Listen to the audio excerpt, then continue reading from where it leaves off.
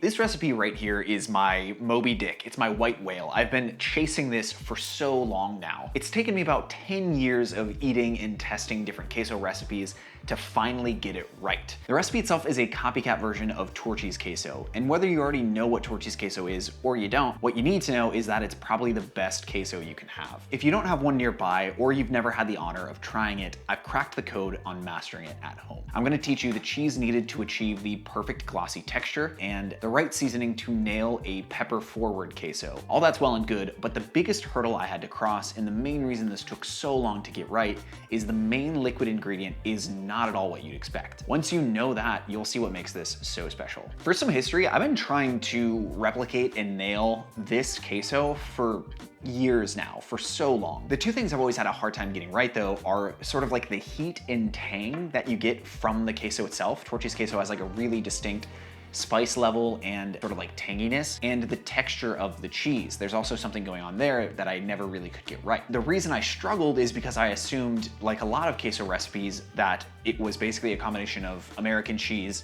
milk, and green chilies. This turned out to be completely wrong, and because of that, I was never able to get close. It's like I was practicing laps on a racetrack to get better times, but at the end of the day, I was practicing on the wrong racetrack. I was getting nowhere. That's until I found a post explaining that in their queso, as the liquid base, Torchy's uses their Roja Salsa. That means there's no milk at all in this, and I think that's a massive game changer, and it really makes sense as to why I was never able to get it right. Now, the flavor of the cheese itself makes so much more sense. It's not just from the green chilies, it's from the salsa as well. Now, I don't have the exact recipe for Torchy's salsa, but that's okay. I can make an easy and delicious charred salsa right in the oven. We can start by cutting 5 nice Roma tomatoes in half. Cutting them in half means we can get more surface area to char under the broiler. Remove the paper from a small yellow onion and quarter that. 2 jalapenos give this a nice pepper flavor, but not much heat. For the spice, deseed 2 dried arbol chilies and add them to the tray. I like to just place them below a tomato so they rehydrate rather than burn.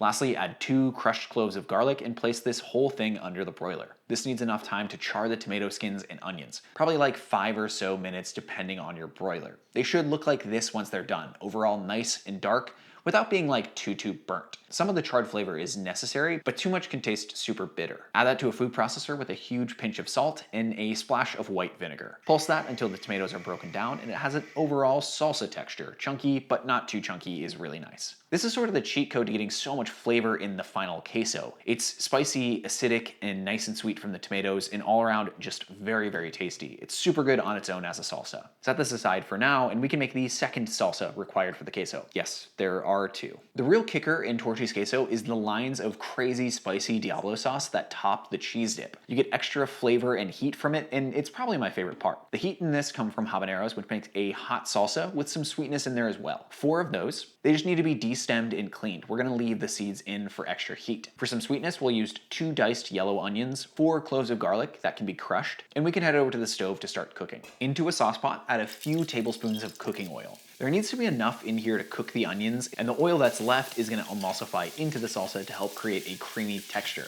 Add in the onion, habanero, and garlic here. The goal is delicious caramelized color and flavor on the veg.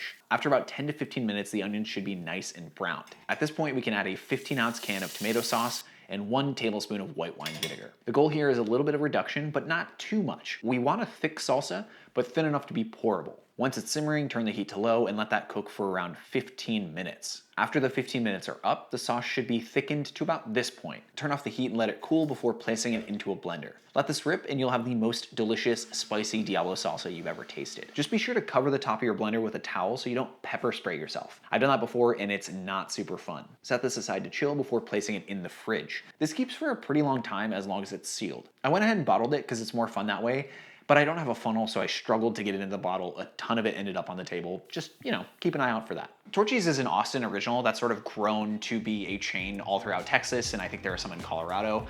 I'm ready for it to be nationwide, but I'm not sure if that's gonna happen. It's known for 2 things. It's known for their tacos that aren't exactly street tacos, and it's known for queso. Yes, it's a chain, but it's very beloved, and it's really, really delicious. But if you can't get there and you really wanna try it, this recipe gets so close. It gets you like 99.9% of the way there. It's really special because I can replicate it myself, but I can also send it to friends who have either been to Torchy's or never been to Torchy's, and they wanna know what I've been like obsessed with for years. Egg and K is from Mississippi, which means that their definition of queso is very different than a Texas definition of queso. They do like cheese dip, which is just this like very liquidy white cheese. It's very, very good, but super, super different than kind of like the chunky, hearty queso we're talking about here. So I knew that she loved cheese dip. For our first Valentine's Day, we actually went to Torchy's outside of Denton, where I went to college, and changed her life with this queso because it is just so freaking delicious and spiced. It really is like life-changing. When we got married and eventually lived in a house in Dallas,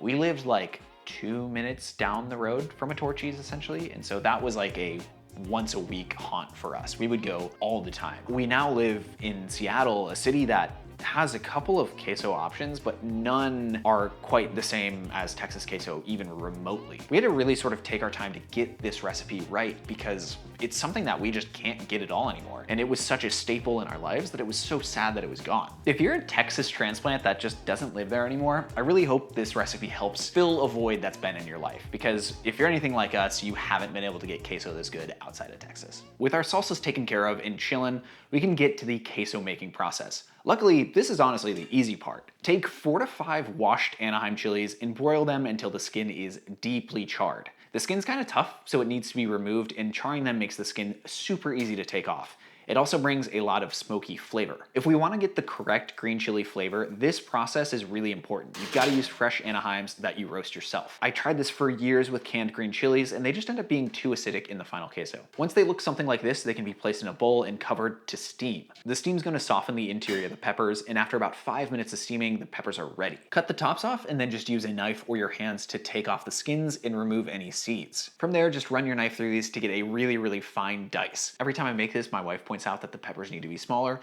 so be thorough here. That's the last of the prep done, so set these aside and we can head over to the stove. In a pot over medium, begin melting half a tablespoon of butter, add in your chopped Anaheims, and then from there add an 8 ounce or 1 cup of the salsa we made. Now for the cheese. The only option is American cheese in large brick form. There's a brand name most people are gonna recognize, but they're not paying me, so go with what you can find. The restaurant uses a commodity block of smooth melting cheese, which are much too large for the home kitchen. I don't know about you, but I can't go through 5 pounds of cheese without ruining my carefully cultured gut biome. Add 20 ounces of that cheese cut into cubes.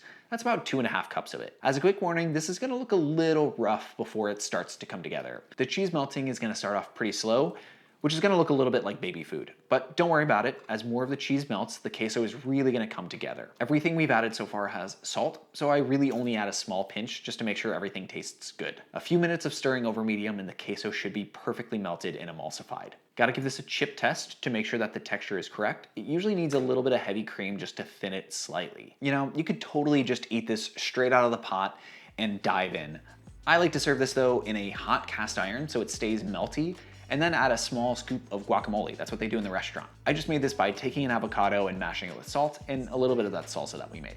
Add some cotija cheese for some nice salty pops, and then a couple stripes of the Diablo sauce over the top. All you gotta do now is hit it with some cilantro and dive into the best queso you'll ever have. I think this is best with thick, crunchy chips rather than thin, crispy ones. They hold up a little better to all that delicious green chili flavor. And I gotta tell you, the flavor is so legit. It's toasty, super cheesy, and just tangy enough to keep you coming back bite after bite. After making this recipe and telling people about it, I have already gotten like 3 separate messages directly asking for this recipe before the video goes out, because people know how good this queso is, and especially the people that tried it when I was testing it know how good this version of it is. This is so close to what you can get at the restaurant that I totally think it's worth making on your own. I really hope you make this, and I hope fellow Texans are made proud by this recipe. No. Oh, God. No. Massive shout out to the amazing people supporting me directly on Patreon through patreon.com/CameronMarty. They get some cool benefits like early releases and direct contact with me, so check it out and consider becoming a patron. Now, it's an older video, but I really want to recommend it because queso, yes, pairs well with chips, but pairs even better with breakfast tacos. A couple of years ago, I did a deep dive into some of my favorite breakfast tacos and how to make them at home, so I really think you should check that one out. I think you're gonna like it if you like this queso. Thanks again for watching. Cheers.